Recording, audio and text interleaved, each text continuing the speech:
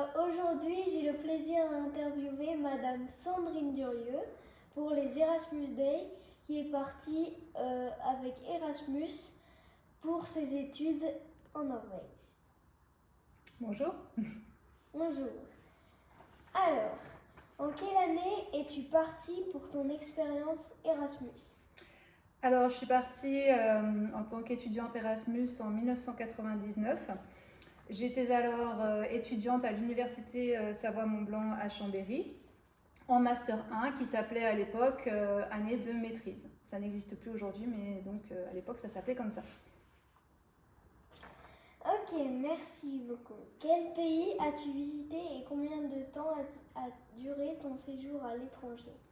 Alors, j'ai eu l'opportunité de partir un semestre, c'est-à-dire 6 mois, en Norvège, dans la capitale de la Norvège qui s'appelle Oslo. Et j'ai pu étudier donc pendant ces 6 mois à la BI Norwegian School of Management, qui est une école, enfin la plus grande école de management en Norvège, et également la deuxième école la plus réputée d'Europe, toujours en business. D'accord. Pourquoi as-tu choisi de partir à l'étranger? Qu'est-ce que tu as fait pendant ton séjour?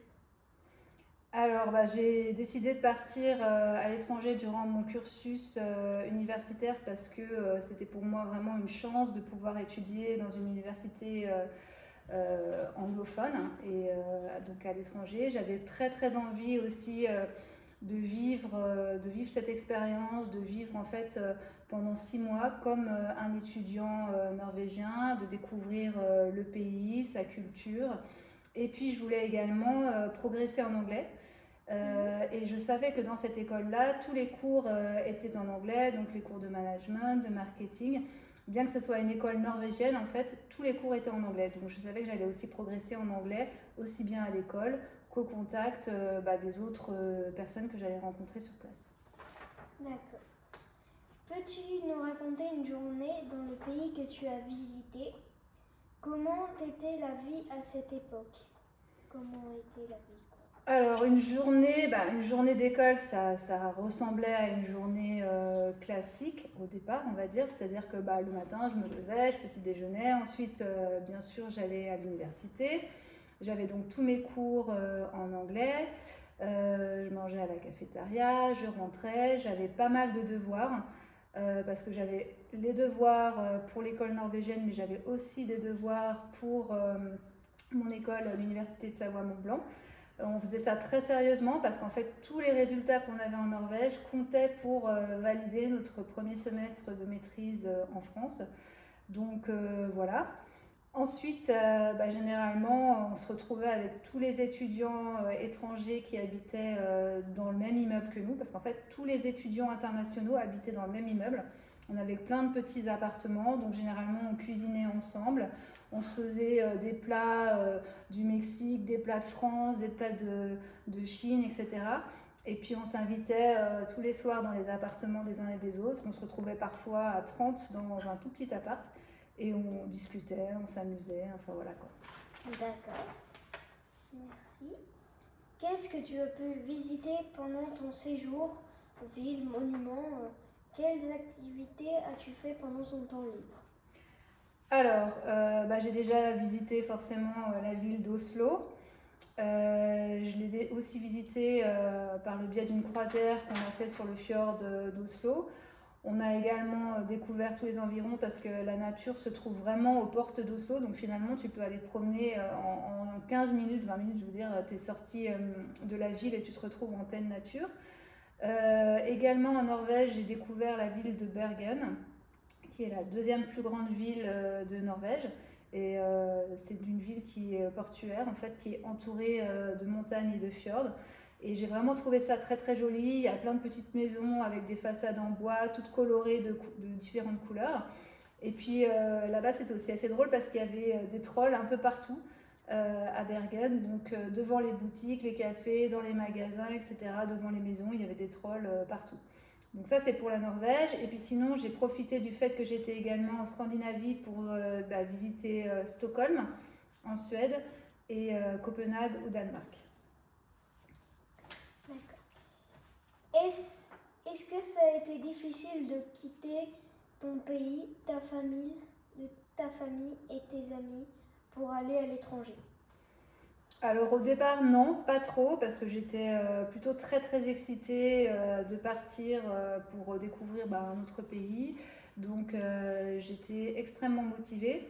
Par contre, en arrivant, j'ai un petit peu déchanté. J'ai même pleuré en fait au téléphone et essayé de demander à mes parents de me rapatrier. Donc tu vas peut-être me demander pourquoi. Pourquoi?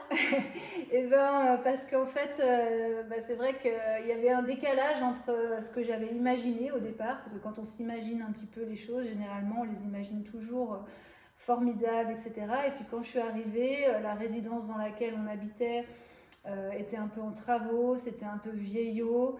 On n'a pas tout de suite, j'ai pas tout de suite rencontré les autres étudiants internationaux, donc voilà. En plus, j'avais envoyé des grosses malles avec plein d'affaires, et puis toutes ces affaires ne sont pas arrivées tout de suite. Donc voilà, sur le coup, j'ai un petit peu stressé à l'idée de rester là pendant 6 mois, et j'ai demandé à mes parents de me faire rentrer. Bien sûr, ils ont refusé. Et quelques jours Ils ont bien fait. Ouais, ils ont bien fait, t'as raison. Parce que quelques jours plus tard, voilà, tout ça c'était complètement oublié. Moi je m'étais fait plein d'amis et même 6 mois plus tard, je pleurais pour pas rentrer. Peux-tu nous raconter une anecdote sympathique dont tu te souviens? Bon, alors, il y en a plusieurs, mais je peux pas toutes les raconter. Mais pour celles que je peux raconter, j'ai trouvé ça par exemple assez étonnant de voir qu'en Norvège, les mamans laissaient souvent en fait leur bébé dormir à l'extérieur, même s'il faisait -15, devant par exemple un café ou un magasin. Elles laissent la poussette dehors avec le bébé dedans parce qu'elles pensent que le froid leur fait du bien. Donc il y a ça. Après, ce que j'ai trouvé très très étonnant aussi, c'est qu'en plein hiver, donc en décembre par exemple, il n'y a que 6 heures de jour dans une journée. Donc par exemple, le jour se lève à 9 heures et à 15 heures, il fait nuit noire. Donc en fait, il fait pratiquement tout le temps de nuit en hiver. Donc c'est assez étrange. Et puis sinon, c'est pas vraiment une anecdote, mais j'ai pas pu manger de viande pendant 6 mois parce que tout est tellement cher, le niveau de vie est très élevé en Norvège, donc finalement on n'avait pas assez d'argent pour s'acheter de la viande. D'accord. Au final, comment juges-tu ton expérience Erasmus? Quel est le souvenir ou le bénéfice le plus important que tu as tiré de ton séjour? Alors j'ai juste adoré, quoi. Pour moi c'est une expérience, une des plus belles expériences de ma vie, et j'ai tellement aimé qu'en fait j'ai saisi une autre opportunité qui a été de partir 9 mois en Australie une fois mon Master 1, donc mon année de maîtrise terminée. Donc après la Norvège, je suis rentrée un semestre en France, j'ai terminé mes études et ensuite je suis partie 9 mois en Australie. Et ce sont ces deux expériences qui m'ont donné envie de faire le métier que je fais aujourd'hui, puisque j'ai voulu permettre à d'autres jeunes, donc que ce soit des enfants, des adolescents ou des étudiants, de vivre la même expérience en fait que moi à l'étranger. Et c'est pour ça que j'ai créé une agence de séjour linguistique. D'accord. Qu'est-ce que tu conseillerais à des jeunes qui envisageraient de partir à l'étranger aujourd'hui grâce à Erasmus? Je leur conseillerais déjà de bien travailler en anglais, parce que je me souviens qu'à l'époque, on a quand même été sélectionnés sur dossier, et que nos compétences linguistiques, forcément, étaient extrêmement importantes, parce que tous les cours sont dans la langue du pays ou la langue choisie, donc là, en l'occurrence, l'anglais, mais ça peut être l'espagnol, l'italien, l'allemand, etc., suivant la destination. Et puis surtout, je leur conseillerais de saisir absolument cette opportunité si elle se présentait, parce que c'est juste une expérience formidable. Forcément, on progresse en anglais, mais on découvre aussi une nouvelle culture. On rencontre des gens formidables, et on découvre plein d'autres cultures en fait, parce qu'il y a tous les autres étudiants internationaux qui eux aussi viennent de différents pays.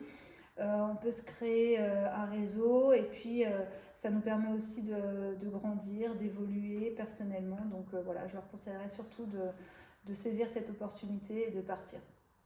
D'accord, merci beaucoup pour ces réponses à nos questions et à bientôt. Au revoir.